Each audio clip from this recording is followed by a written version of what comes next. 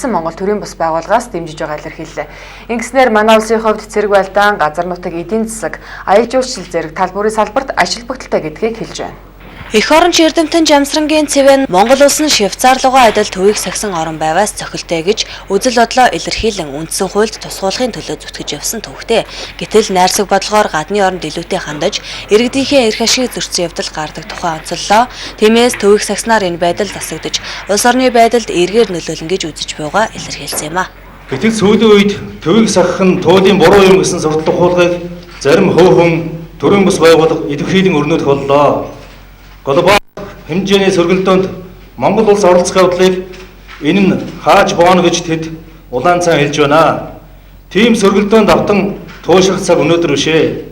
Манай улс төвийг сахиснаар банк санхүү бизнесийн байгууллагууд анхаарлаа хандуулж, гадны хөрөнгө оруулалт нэмэгдэж, хуралчуулган зохион байгуулагдах нь өсч, аялал жуулчлал өргөжөж, хөгжил дэвшил таатай нөхцөл бүрдэнэ гэдгийг хэллээ. Тиймээс Швейцар улсын жишгээр төвийг сахих бодлогыг баримталж, ард нийтээрээ дэмжихийг уриалж байна. За аянгхийн ногоон намын хөдөлгөөнд байж ногоонтнуудын хувьд нэг баримтлах зарчим байдیں۔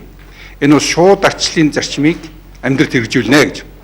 Шууд арчлалын зарчмыг амьдралд хэрэгжүүлсэн улс бол өнөөдөр дэлхийд дээр Швейцар улс байна. Тийм ээ. Өөрөөр хэлбэл ард иргэд нь төрийнхаа эрхийг барилцдаг, төрийн үйл ажиллагаанд идэвхтэй оролцдог. А шууд арчлалын зарчим нь бол төвийг сахиж байгаа улстай илүү хэрэгжих магадaltaй. Ялангуяа Швейцар улс яагаад төвийг сахисан юм бэ? Яагаад энэ зарчмыг хэрэгжүүлсэн гэхээр хөрш орнууд нь дандаа өвсцсөн. Хоорондоо дайм байлдаан дандаа хийж яадаг. Та бүхэн Швейцар, Герман гэж хэлэх юм бол 1 2 дугаар дан гарлаа шүү дээ. Тэгээ арга эрх мэдэлтэй, ашиг сонирхолтой гүрнүүдийн дунд байхад бол Швейцар улс төвийг сахих бодлого нь бидэрт илүү наалттай байна, илүү өгөөжтэй байна. Манай одоо агуу дипломатч хэлдэг шүү дээ. Ер нь 100 жилийн, за 90 жилийн өмнөөс эхлээд ер нь ярьж иж.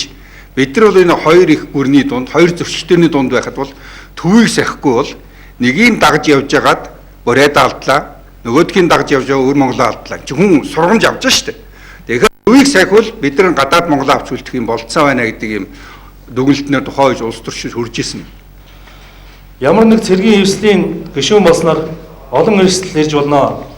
Терроризм, экстремизм, сепаратизмын эсрэг гэх олон улсын янз бүрийн идэвхтэй үйл ажиллагаанд оролцсноор дээрх 3 аюулыг холдуулан хамгаалагдах биш. Дөдлүүлэн хохирч мэдэх юм аа. Цөөхөн монголчууд бид элдв зэвсэгт мөргөлдөөнд оролцсон улам цөөрч мэднэ. Харийн нөлөө өгснэ. Монголын дотоод хэрэгт хөндлөнгөөс бусад улсууд өөрсдийн үзмжээр оролцсон өмүүлэх үе таалга нэгднэ. Дэлхийд дахинтай сөргөлдөнд тусгаарлагдах зожигрон хаалттай болохыг үгүйсэхгүй. Глобал хэмжээний гаж туушралт татагдан сүрчж магадгүй. Урдын гашуун туршлагаасаа сурамж авалгүй шинэ хүйтэн дайнд хөөрөөдөж боломгүй байна. Яарвчлан төвийг сахих алхмыг хийх хэрэгтэй болжээ.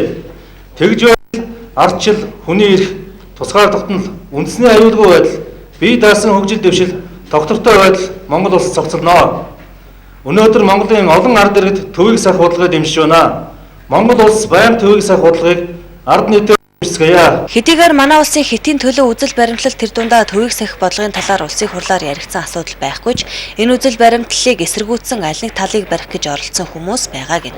Тиймээс нэгдсэн Монгол төрийн бас байгууллага болон Монголын ногоо намаас дэмжиж буйгаа илэрхийлж ард түмнийг нэгтгэхийг уриалж байна энэ юм а. Хөөрхөн зүрхнүүд төрийн бас байгууллагаас